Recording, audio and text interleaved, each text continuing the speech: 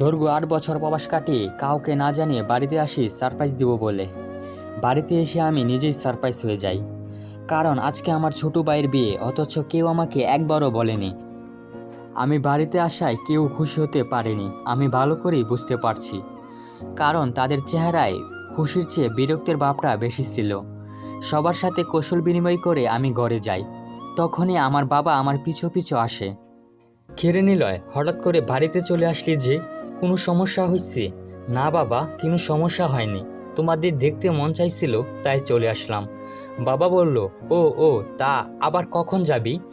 বাবার কথাটা শুনে আমি কিছুটা অবাক হলাম। এইমাত্র আমি বাড়িতে আসলাম, আর আমাকে এখন জিজ্ঞাসা করছে আমি কখন যাব। আমি একটা মুচকি হাসি দিয়ে বললাম, কিছুক্ষণ পর চলে যাব বাবা। তারপর বাবা উঠে বলল, ও এখন না এসে কিছুদিন পরে আসতি, এখনো অনেক টাকা বাকি আছে আমাদের।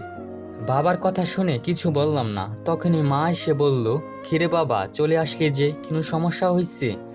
আমি বললাম, না মা, সমস্যা হয়নি, তোমাদেরকে দেখতে মন চাইছিল তাই চলে আসলাম। মা বলল, ও আচ্ছা, ফ্রেশ হয়ে আয়, আজকে আবার লাকিবের বিয়ে, তুই যাবি না?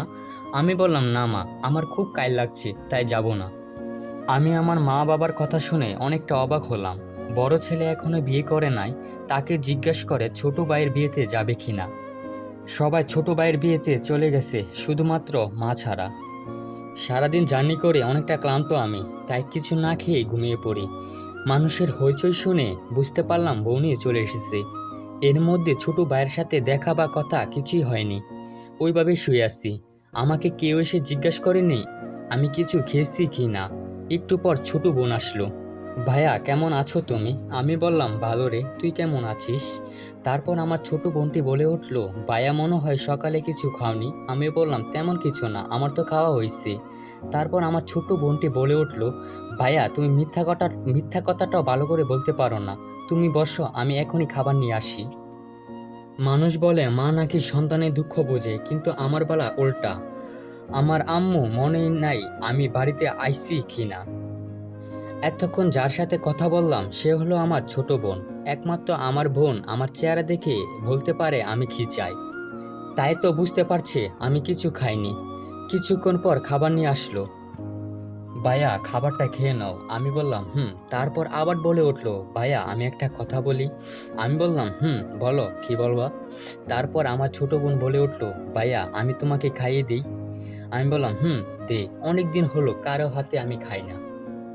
তারপর ছোট বোন খাবার খাইয়ে চলে গেল। রাতের বেলা সবাই আমার ঘরে আসলো, সাথে ছোট ভাইও ছিল।